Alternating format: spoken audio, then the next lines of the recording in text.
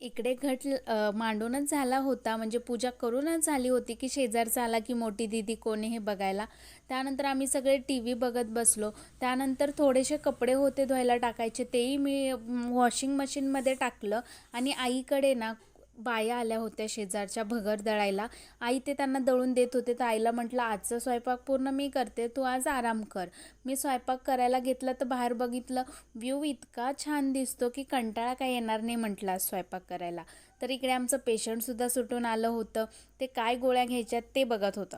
तर आता इकडे मी ज्यांचा उपवास नाही त्यांना डाळ भात लावलेला आणि मला. तर आम्हाला काय करणार होते, ज्यांना उपवास आहे त्यांना रताळ्याचे काप आणि थोडेसे भगरीचे धपाटे.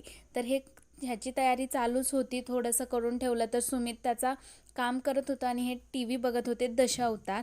त्यानंतर आई विल बी आईच ना, तिला किती शांत बस म्हटलं किंवा आराम कर म्हटलं तरी नाहीच. तर इकडे मी सुद्धा सर्व आवरून